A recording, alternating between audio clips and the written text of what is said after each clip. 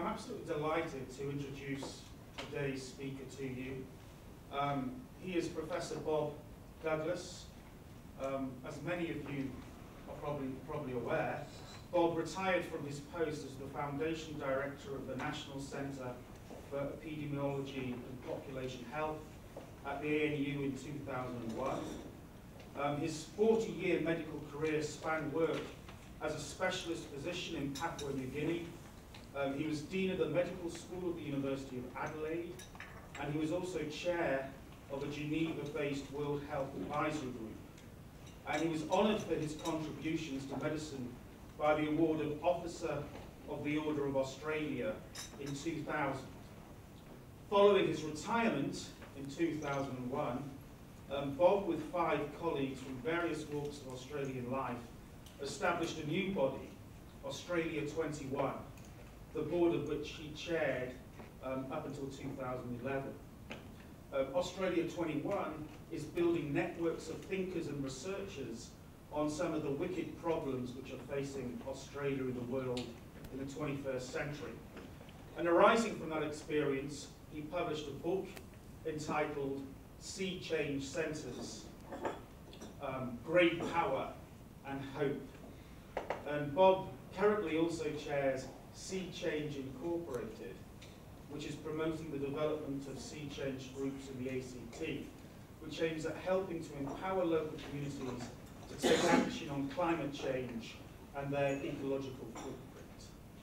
So, obviously we have a wonderful opportunity here to hear from somebody who's at the forefront of climate change thinking here in Australia today.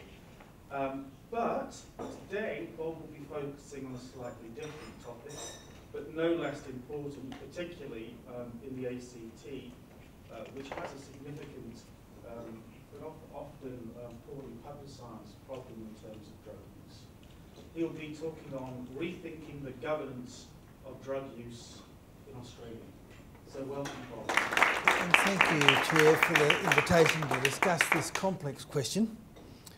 It's a topic which I was quite heavily engaged when I was Director of the National Centre for Epidemiology and Population Health back in the 90s, when I worked with Dr. Gabriel Bammer to develop plans for a national trial of the treatment of heroin in the treatment of drug-dependent people.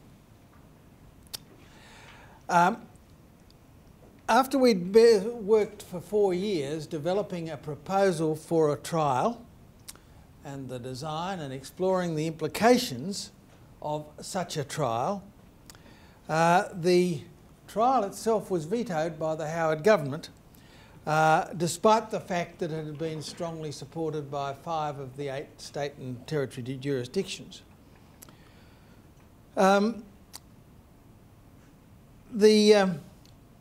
That trial had been originally prompted by a call I had from Michael Moore, who was then the Health Minister in the ACT, to say would we as epidemiologists be interested in exploring this issue of heroin treatment for heroin addicted people. Now the Australian government, and indeed the ACT Carnell government at that time, who had helped us instigate this program, had been under very strong pressure from the United States and from the International Narcotics Board not to proceed with the trial that was being proposed. And the Prime Minister of the day overrode his Health Minister, Michael Wooldridge, who was in favour of this trial, to embark on a tough on drugs program, which has been the driving force for drug policy since that time. Now I've become involved in this again in the last couple of years, or last 12 months, since an anonymous donor approached our board of Australia 21 and invited Australia 21 to revisit the issue of illicit drugs. But, and I'll come to Australia 21 a little later, but let's talk very briefly about governance. I interpret governance for the purposes of this talk as the combination of laws, institutions, structures and regulations that surround illicit drug use.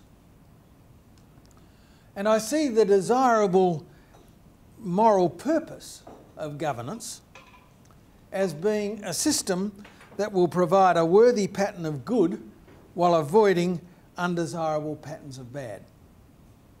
Now, current illicit drug governance is determined by the 1997 decision to honour our international guidelines with what Prime Minister Howard said at the time was a zero tolerance approach. Now, the topic of illicit drug policy has a long and chequered history.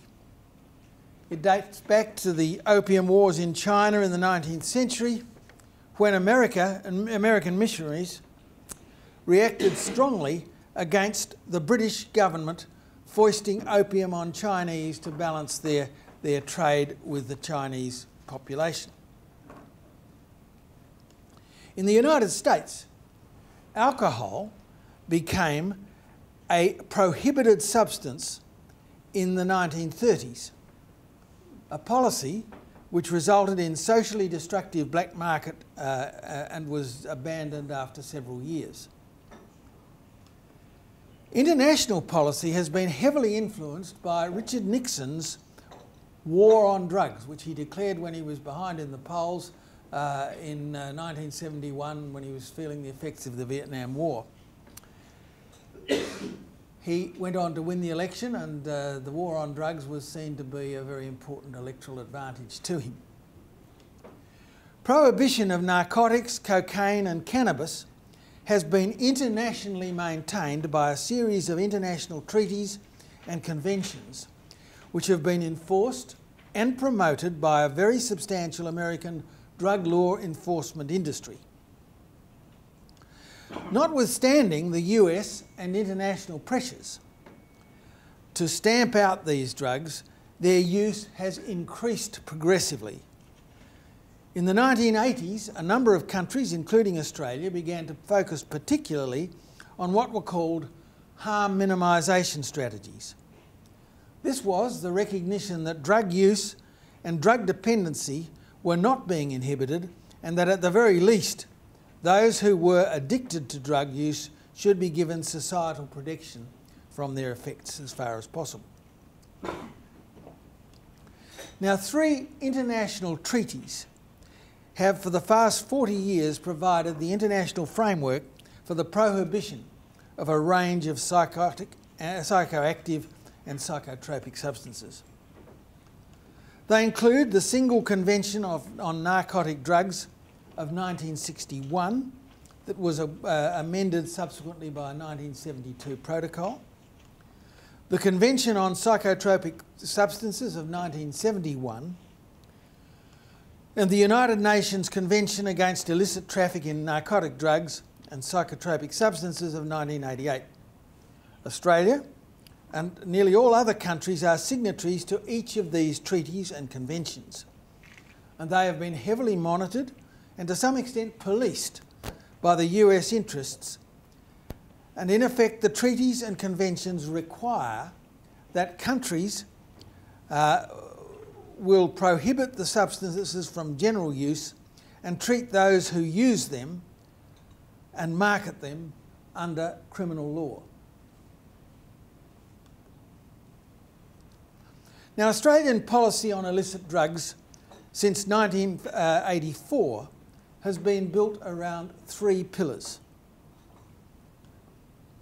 First of all, reducing supplies through law enforcement. Secondly, reducing demand through prevention and treatment. And thirdly, reducing harms to those who continue to use. Now, as I've already said, in the 1980s and 1990s, Australia and a number of other countries were active innovators in harm reduction, with the introduction of needle exchange programs, methadone programs, a safe injecting room, and plans for a trial of heroin-assisted treatment of drug-dependent individuals, which came to nothing. By vetoing the proposed heroin trial because it was claimed to be sending the wrong message and reinforcing drug law enforcement approaches, the federal government in 1997 brought to an end a strong Australian focus on harm minimisation and greatly increased the effort to deal with the problem by reducing supplies through law enforcement. Now, to be fair, it should also be added that John Howard also invested in an expansion of drug treatment and prevention services. But still, a major effort went into trying to stamp out the supply of drugs with higher penalties for drug trafficking and major efforts by the Australian Federal Police to interdict supplies of illicit drugs, arrest their providers and those who used them. So what about Australian policy on illicit or legal drugs? Of course, there remain a number of completely legal psychoactive drugs available in Australia, including alcohol, nicotine, prescribed opiates and amphetamines, all of which are subject to overuse and abuse. In the case of prescribed opiates and amphetamines, they constitute a growing hazard in the workplace as addicted people become adept at manipulating doctors and obtaining prescriptions through legal and often illegal means. But by far our greatest drug problems relate to alcohol and nicotine. About 50% of those who use nicotine regularly are likely to die from nicotine-induced complications, including cancer and heart disease. Since the recognition of the health impact of nicotine has become widely known and widely accepted, a range of methods for restricting their attractiveness have been used to considerable effect, and our nicotine use has dropped quite precipitously in the last 30 years. Taxation, regulation, about access to supplies and social disapproval have resulted in a decrease of use in nicotine in Australia. But the reverse has been observed with alcohol.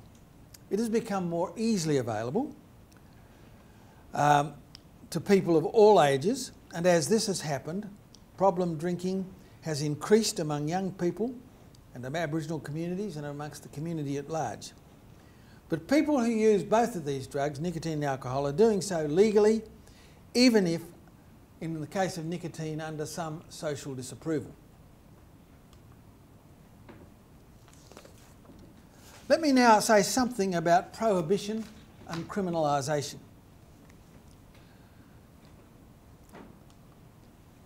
For some years, alcohol supply was prohibited and criminalised in the United States in the 1930s. As a result, alcohol became completely controlled by the black market and by criminals. The policy was abandoned after it was clear that it was producing more harms than benefits. It was leading to massive civil disturbance, but was not having a serious effect on supply. Prohibition surrenders control of the supply, regulation and distribution of the prohibited substances to the criminals, in this case, the drug barons. At the same time, the suppression of the industry by legal enforcement fails because as arrests and seizures are made, the black market price rises and profits increase. We should also note that it is in the drug barons' interests to entrap more users into a dependency state.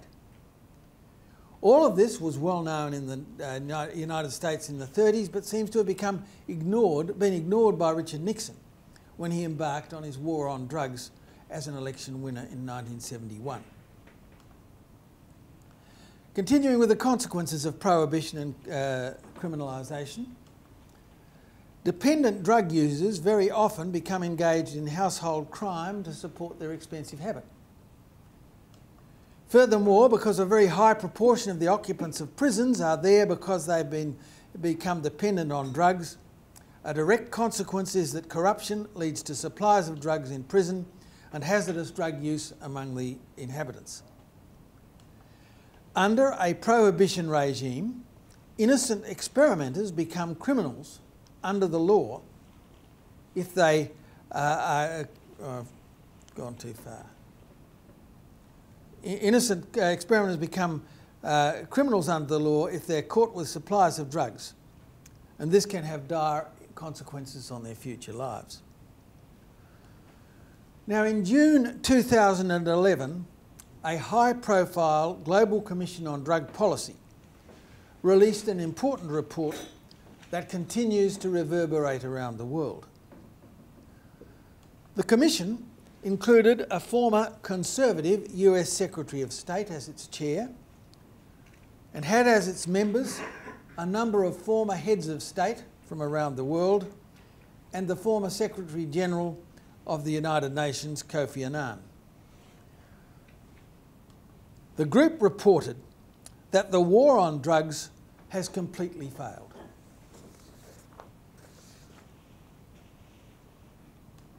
The report argued that despite massive attempts to stamp it out, global drug use of heroin, cocaine, amphetamines and cannabis is increasing. The Commission urged open debate about alternatives to prohibition. It recommended to countries around the world that the effort should be on the health and social effects of drug use rather than on criminalisation and punishment. And the Commission has urged that drug policy should build on evidence rather than on ideology. Following the release of the Global Commission report, Australia 21 decided to explore its ramifications for Australia. So in January 2012, we brought together an eminent group of former politicians, including 2 former premiers, a former chief minister, 3 former health ministers, a former Australian Federal Police Commissioner, drug researchers, public health experts, a former Crown prosecutor, and relatives of deceased heroin users, as well as 2 university students and drug law reformers. And the topic was this: what are the likely costs and benefits of alternative approaches to prohibition of illicit drugs in the Australian setting? We went to considerable lengths to encourage people who we knew were in favour of continuing prohibition to be part of the discussion. But we weren't very successful at that. I actually spent half an hour with the former Prime Minister John Howard, trying to encourage him to participate in this discussion. It's fair to say that the group which met in Sydney in January were broadly in favour before the meeting began of a change from the status quo. They broadly accepted the principle that the war on drugs had failed.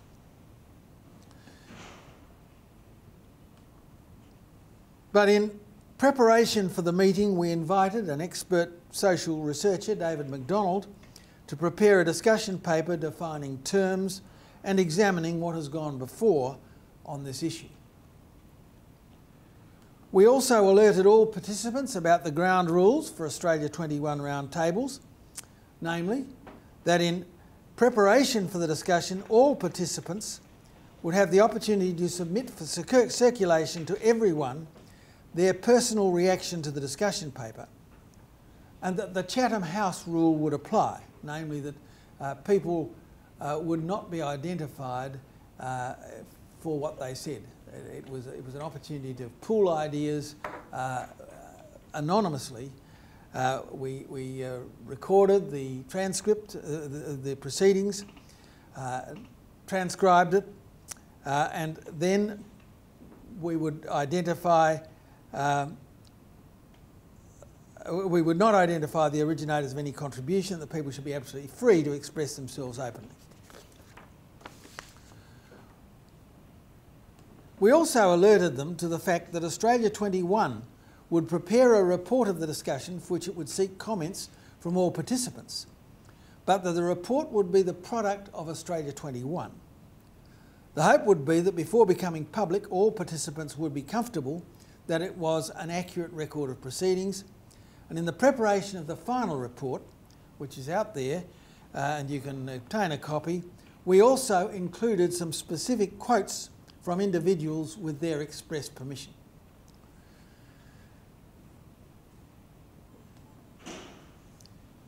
Consensus in our round table was that the current prohibition policy is having a profoundly negative effect on drug use and its consequences in Australia. That being said, there was equally a recognition that this is not currently an issue that is causing much community concern in Australia, and that it would take a major shift in national thinking to place it at the centre of any political agenda. It seems that Australian communities at present feel secure in the erroneous understanding that drug law enforcement is the best solution available to a problem about which many parents are genuinely concerned. Australia has settled down to 400 deaths a year from illicit drug use. It's about a plane load, a big plane load, and that is apparently acceptable.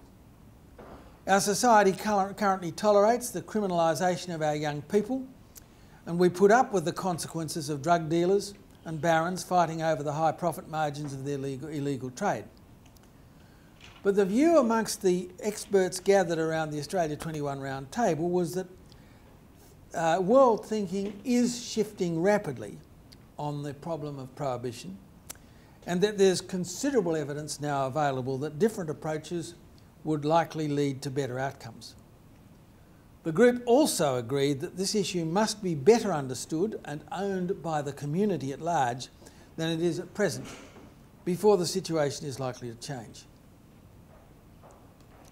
Our report was titled, "The Prohibition of Illicit Drugs is Killing and Criminalising Our Children, and we are all letting it happen." What is worse was that our informant, Mick Palmer, who had been the Commissioner for the Australian Federal Police and deeply involved in the implementation of Howard's tough on drugs policy, pointed out that for all of the expense of law enforcement activity, despite multiple arrests and interdictions, the supply of illicit drugs is not diminishing. The group was aware of growing acceptance by leaders around the world that prohibition stance is not working, and it was noted that following the introduction of Australia's tough on drug policies in 1997, the death rate from heroin overdoses fell quite precipitously, from 1,100 deaths annually to about 400 in 2002. Now, of course, the supporters of prohibition have been claiming that prohibition was the cause of the profound fall. And John Howard claimed it in his memoirs. I talked to him about that when I met with him.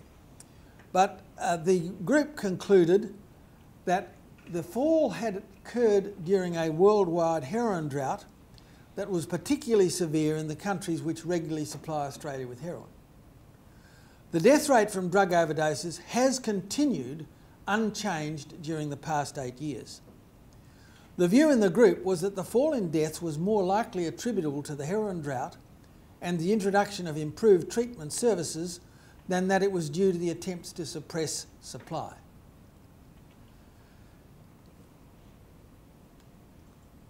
Given that about 75% of government expenditure on illicit drugs is committed to law enforcement activities, the group argued that many of these funds would be much better deployed on prevention, treatment and harm minimisation. There was considerable discussion of the Swiss and Portuguese experience, to which I'll refer shortly.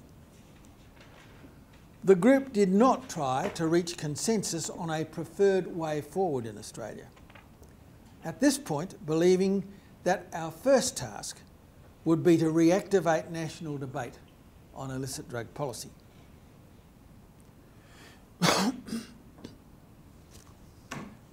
Our report was launched at a press conference at Parliament House on the 3rd of April last month. It was launched by Nick Cowdery, the former Director of Public Prosecutions, in New South Wales, who'd been a member of the Round Table. Nick is quoted in the report as saying, "I am strongly in favour of legalising, regulating, controlling and taxing all drugs. A first step towards such a course could be the decriminalisation similar to the approach adopted 10 years ago in Portugal, or an adaptation of that approach." He went on, "I do not say that such a change could occur quickly, efficiently, or even at the same time or in the same way for all drugs. Nor would I advocate that any of these drugs should be generally available to anybody wanting them." Now, there was an immediate positive media response to the report, and several of us were kept quite busy on talkback radio for several days. Before she could have seen the full report, although I had sent her the summary and had been unsuccessful in getting a meeting with her advisors before the launch, the Prime Minister was on record as stating that she was opposed to decriminalisation of illicit drugs, and the Leader of the Opposition and several Premiers followed suit very quickly.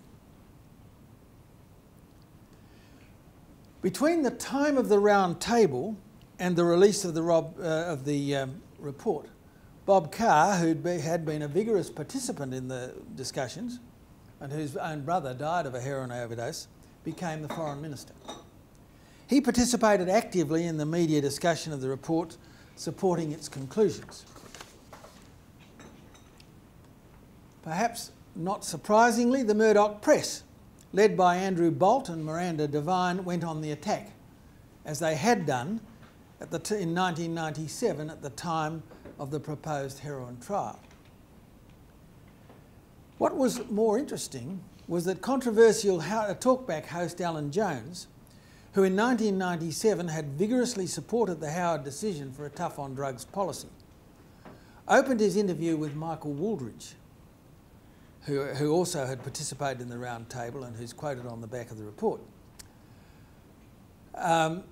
In 1997, Jones had been highly critical of Wooldridge, who was supporting a harm minimisation approach. In the interview, at the opening of the interview, Jones, with his several million hearers, stated he was strongly in favour of decriminalising all drugs. Now, in the 5 weeks since the report was released, blog sites, newspaper editorials and cartoons have been very active. And I would say there is a growing recognition that Australia needs to revisit illicit drug policy because the current approach is not working.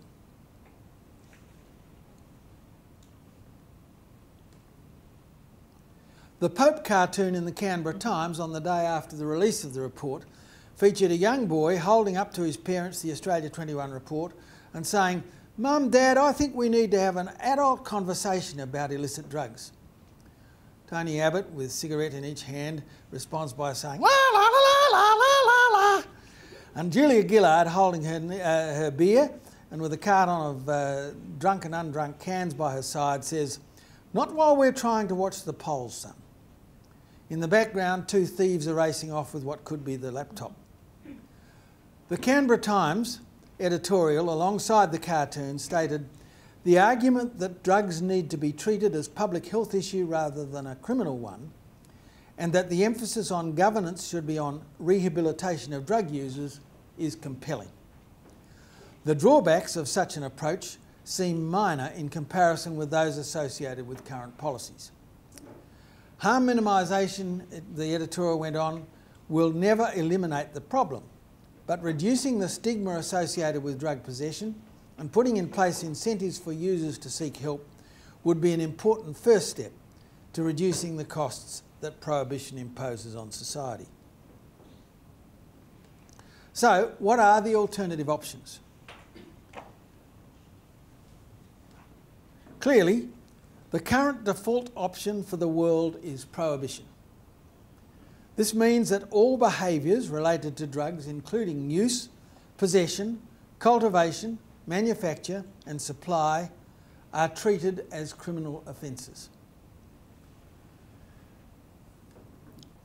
Another approach is depenalisation, which means reducing the severity of penalties that are prescribed for some criminal offences.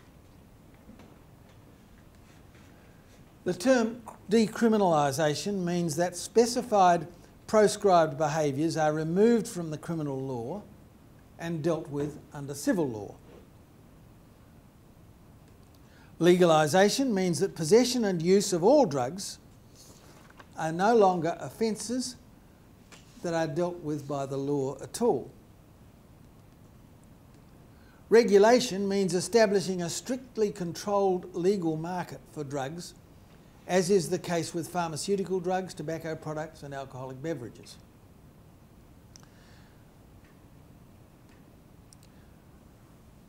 I've already referred to the fact that once legalised and regulated, there are various ways in which drugs can be treated and managed, and that we've done different things with alcohol and tobacco. But let's be clear, there is no magic bullet for the governance of drugs of dependence. There are downsides and upsides to any policy change that we might envisage. The growing consensus worldwide is that for prohibition, the downsides greatly predominate. In parts of the world, prohibition policy is seriously disrupting entire national economies and civic society. This is happening particularly in Mexico, where drug gangland has developed to serve the supply of the US drug market, seriously disrupting the national economy. I've alluded to the fact that manipulation of social control has produced differing outcomes in Australia for nicotine and alcohol. For now, the international treaties are in place, and it is hard to contemplate unilateral legalisation of all drugs in the short term, even if we might espouse that course in the longer term. So for now, we must work within the treaties, while anticipating that global movements are afoot to change them. This is really happening at the moment. Leaders of 33 countries in the Western Hemisphere recently met with Barack Obama, requesting that legalisation of all drugs should now be on the international agenda. Obama's response, in the light of the fact that he's in an election year, was not particularly supportive, although he did agree that it was an issue that justified debate. A few days after the conference, the Conservative Prime Minister of Canada, who had been very strong legalist on this, admitted that the war on drugs has failed.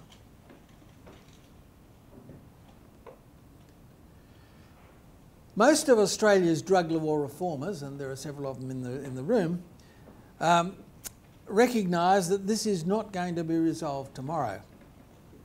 Incremental change, as Nicholas Cowdery suggests, by building from approaches that have already been effectively implemented without international sanctions by the Swiss and the Portuguese, could well be a starting point for Australian reform.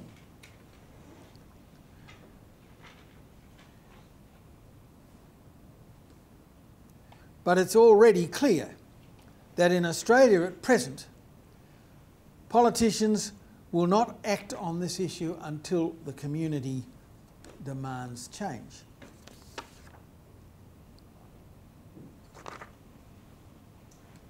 So what next?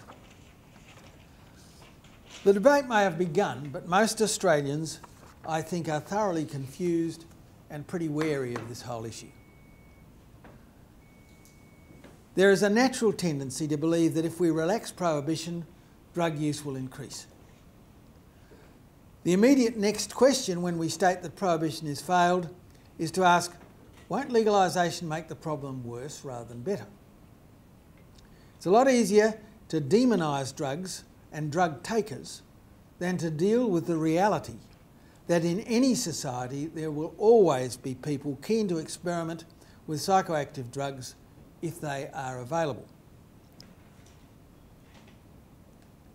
The overseas experience with decriminalisation and de facto legalisation is, however, very encouraging, and I'll mention it in a minute.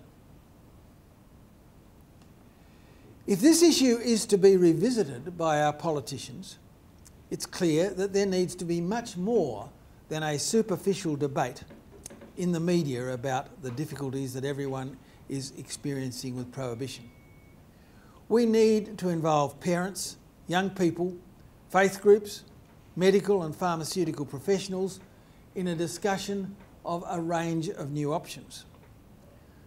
Now, the view was expressed by our round table that it is more likely that a decisive shift will come from the Conservative side of politics than from the Liberals. And it's interesting that the key advocate for major drug law reform in the United States at the moment is Ron Paul, who's not going to be president and who's missed out on the Republican nomination, but nevertheless this has been a key plank in his policy push.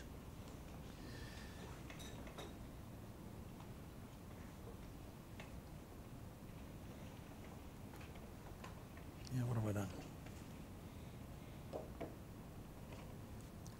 So it's reasonable to ask the question, why would the Australian community insist on change from the status quo?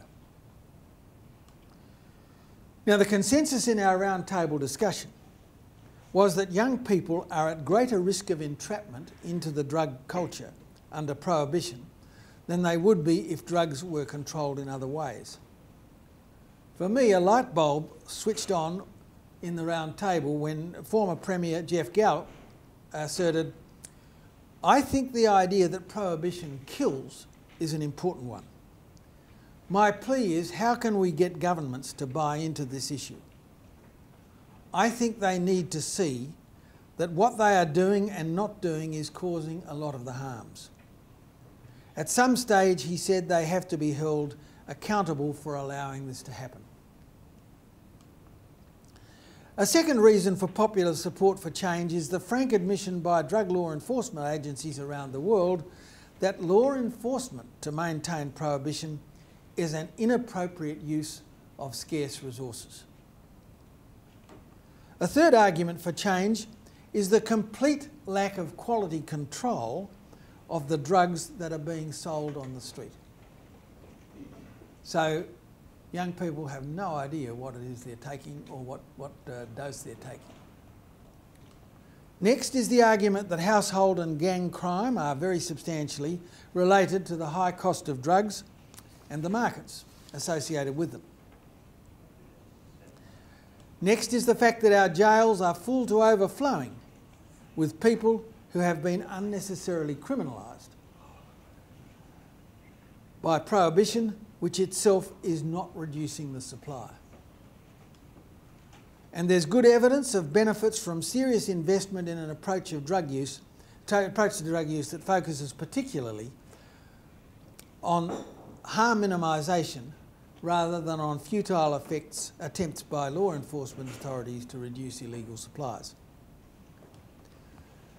Now, a radical change took place in Portugal in 2001. In the face of a massively growing drug problem and after extensive community discussion, all drugs were decriminalised, but not legalised. Drug trafficking continued to be a criminal offence. Use and possession of all personal supplies are still officially prohibited, but are now seen as an administrative and not a criminal offence. Drug users who come to the attention of authorities can be required administratively to appear before a 3-person dissuasion panel, which has the ability to recommend but not to compel treatment. Now, there's a number of the details of the scheme which remain unclear to me at present, but I've read a number of carefully evaluated reports and have talked with researchers who've examined the operation of the system on the ground in Portugal. And the results are claimed to be very positive with very desirable outcomes. Several evaluations have reached the following conclusions. First, there have been no adverse effects on any drug usage rates in Portugal, which in numerous categories are now among the lowest in the European Union. On virtually every metric, the Portuguese decriminalisation framework has been a resounding success. Following the first 5 years of decriminalisation, Portugal has had the lowest rate of lifetime cannabis use in people over 15 in the European Union. And lifetime drug abuse in older people has risen from had risen from 14.1% in 1995 to 27.6% in 2001, and then fell to 21.6% in 2006. There was also a significant decline in drug-related deaths and HIV rates. An international review by the Cato Institute made the following two overview statements. In the 5 years after the decriminalisation, the prevalence of drug use in Portugal was below the EU average for almost every narcotic, and the lifetime use rates were lower in Portugal than in Europe generally. And secondly, the report concluded that this has enabled the Portuguese government to manage and control the drug problem far better than virtually every other Western country does.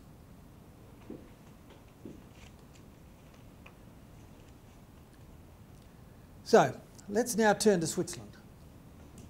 In the late 1980s, there was a massive heroin epidemic that was severely complicated by HIV/AIDS infection as a result of unsafe injecting practices. The question arose, would public health measures be better than prohibition and law enforcement? The intervention in Switzerland focused particularly on the problem of opiates. And a major national program was introduced with low threshold introduction of methadone and heroin assisted treatment on prescription, which was rigorously evaluated as a trial in the mid-1990s. This was at the time we were planning to do a similar trial in Australia, and we were quite closely in touch with the Swiss at that time. There was also quite profound fall in drug overdose deaths, HIV infections, property crimes, and HIV heroin seizures. Between 1990 and 2002,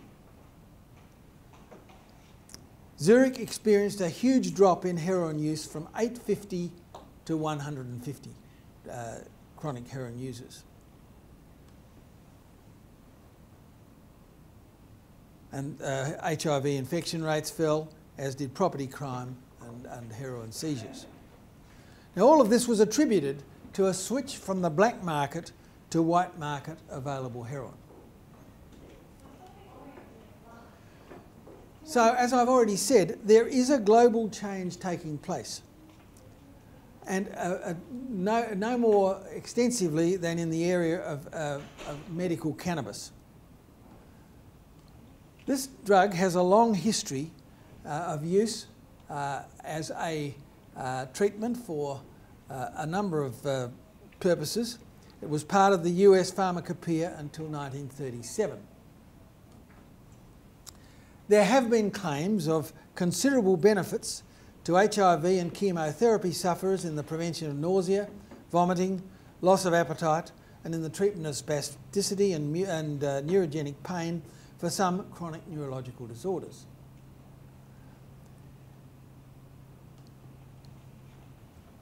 The rigorous evidence of benefits from the treatment are still incomplete. There is broad medical agreement that trials are warranted using pharmaceutical ingredients derived from the cannabis plant. The US government now permits treatment using cannabis derivatives from one or more disorders, and in some US states it is available in chemist shops. Across the United States there is growing acceptance that despite the potential psychiatric complications of extensive cannabis use that it should be decriminalised. The view was firmly expressed at the Australia 21 Round Table that at the very least, the medical use of cannabis and heroin-assisted treatment of opiate-dependent people should be made possible in Australia. And interestingly, the strongest advocate for that was Kate Carnell, who was involved with us in the heroin trial proposals, and herself is a pharmacist. Now, let's be clear that the governance of psychoactive drugs is of necessity a case of balancing harms. We need to recognise the potential for societal harms that can come from overuse and dependency on any psychoactive drug.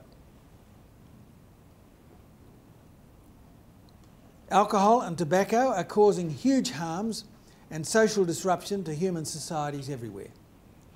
We know also that such harms can be modified by regulatory activities. Australia was one of the world leaders in the harm minimisation movement in the 1990s. Needle exchange programs, an injecting room in Sydney, and plans for a heroin trial had us working at the leading edge of drug policy. In the event, the Swiss did what we were proposing to do and showed enormous benefits from it. Conflict over prison needle exchange has brought this issue to the fore again in the ACT. Which is the greatest harm? To continue to pretend that prohibition works and that drugs are not finding their way into the prisons, or to recognise the reality that they are doing so and that unsafe injecting practices are prejudicing the health of prison inmates. So this is a rapidly shifting field. I've referred already to the movement by South American leaders urging the US government to legalise all drugs just in the past few weeks. Illicit drugs are causing chaos in a number of war zones and in South American countries.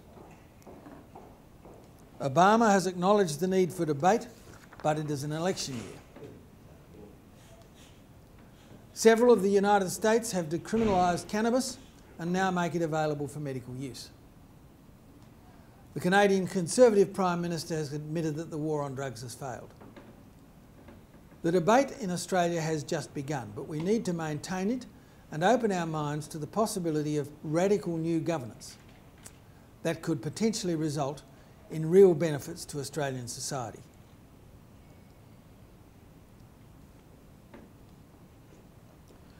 Let me say a little about Australia 21. A group of us formed Australia 21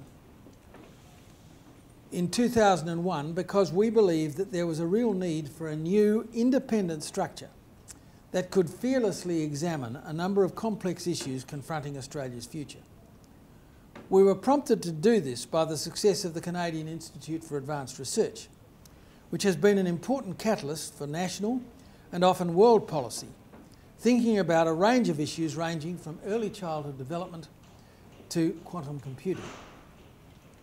Now, the secret of the Canadian Institute success has been its independence and its ability to convene multidisciplinary networks of outstanding thinkers and researchers from across North America to explore unresolved problems facing Canada and the world.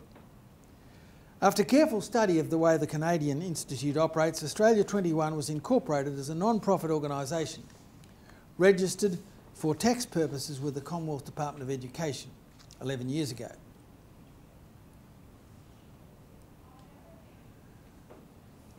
Our purpose is to promote the development of new frameworks of understanding which can lead to better policy decisions about questions that challenge Australia's future. We use interdisciplinary research and dialogue among stakeholders. We develop unlikely networks between researchers, community and business networks, business leaders and policymakers across all sectors of society, so that fresh insights can be explored, widely understood and applied to societal problems. And we make the results of our discussions freely available to governments and the public. Our Board of Management currently includes 14 directors and 2 young honorary advisors from 5 states and territories.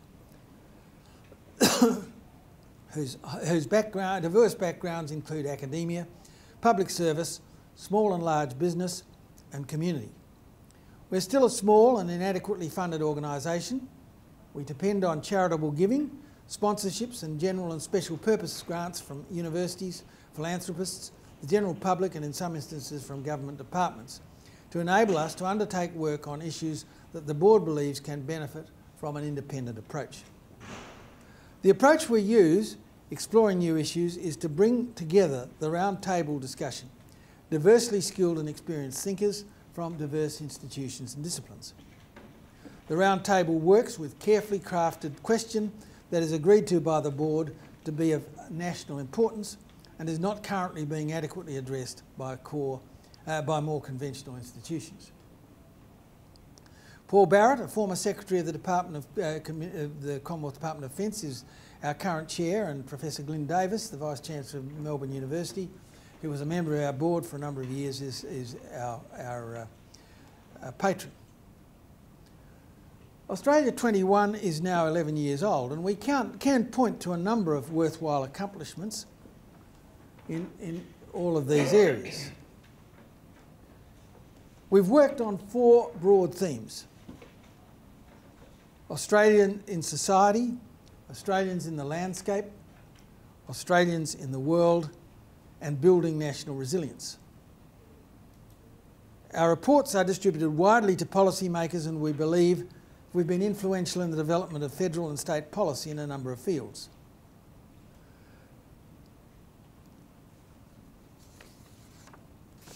Illicit drug policy is our most recent effort.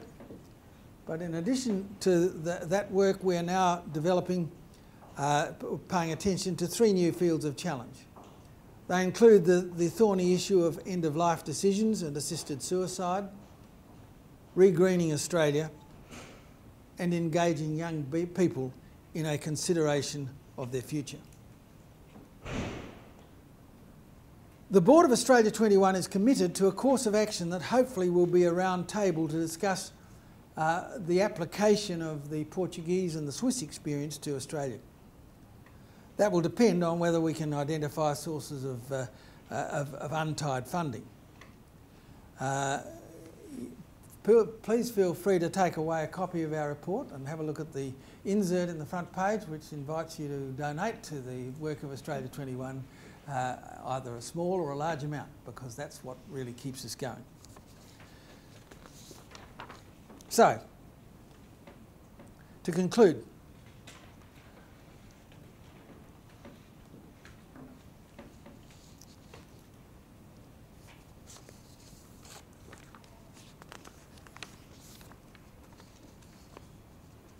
if I can find where I'm concluding.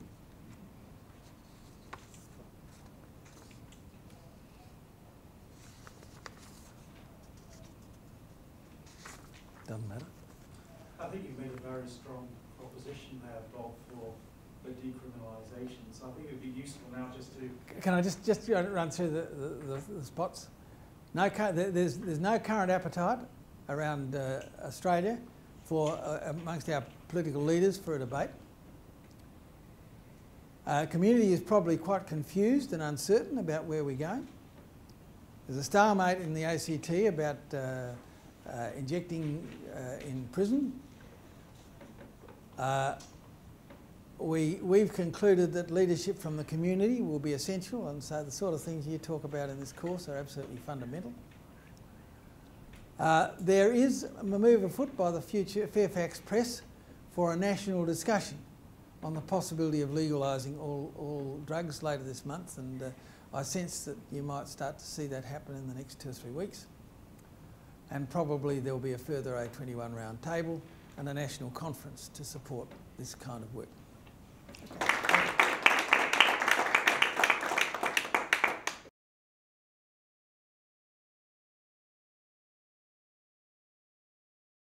Well, I wouldn't disagree with that, but I think there is a problem of governance on how do you make this happen in a democracy that is currently locked into an international set of conventions. Now, one of the best things for us that happened in that round table was that we'd involved Bob Carr in it. Bob is now the Foreign Minister and perfectly placed to be in a position to negotiate any change that Australia embarks on. But I don't think he's got any support from his cabinet to move on this at this stage, and we will only get that support as the Australian community begins to understand it.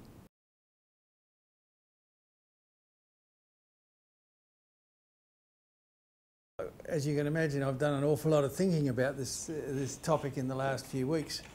I think the round table, and it was a very, very canny group of people, said, look, now is not the time for us to come up with a prescription. We've got to try and get this discussion going in the community as a whole, because we're wasting our time. We can dream up all sorts of solutions in a round table, but until that percolates out to the community, we're wasting our time.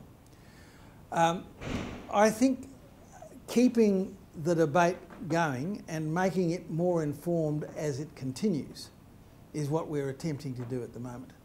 And at the moment, I think most Australians would not understand that Portugal had this fantastic experiment 10 years ago that is now producing results that will allay a lot of fears, because a lot of people who are confused are saying, well, why legalise it? We've got enough problems with alcohol and nicotine. So, I mean, I don't know exactly how to do it, but as I intimated, what Australia 21 is going to do now is try and raise the funds to move down to greater specificity, and then perhaps to organise a national conference to which we bring a lot of people.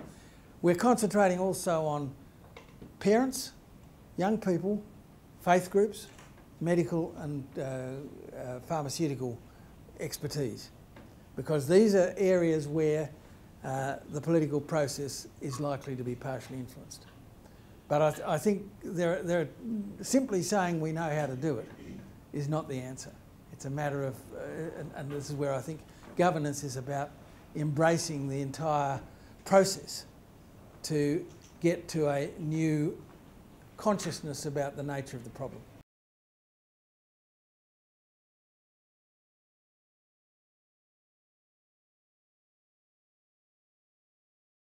I have to say I'm not closely familiar with how all of that's managed in Portugal at the moment. We're hoping we may be able to get one of the Portuguese architect of their strategy out to Australia to help us understand that. Look, yeah, I don't think there's any magic bullets, as I said in the talk.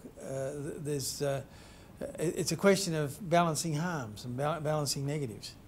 The bottom line for me is that the current negatives are overwhelming, and there's not too many benefits. What the round table said is this has to be thrown as a responsibility on the governments, and they've got to be forced to recognise that we're not going places.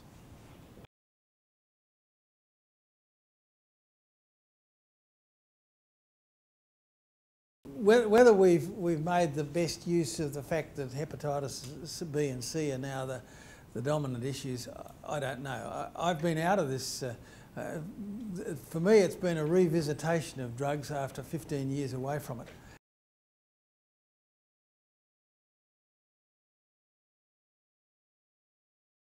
It's been a recognition that a process in which I was engaged back in 1997, I had little understanding of just how profound the international powerhouses were.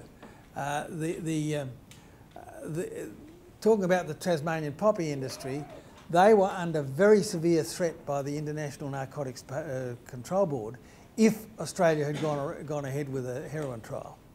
That was one of the real threats that was put on John Howard at the time we were proposing to do this. So it's a very complex international issue, and it seems to me there are the transferability of the Portuguese stuff. I don't know. That's what we really need to find out, and we need to discover. Because there's lots of things about the Portuguese stuff that do not appeal to me. and including the fact that it's created quite a substantial bureaucracy around these dissuasion panels. However, I think they are doing better than anybody dreamed they would, and I think that's the most reassuring piece for those of us who are saying we've got to find a better way. And I think we will best find a better way if we can activate and engage ordinary people, and above all, I would say young people.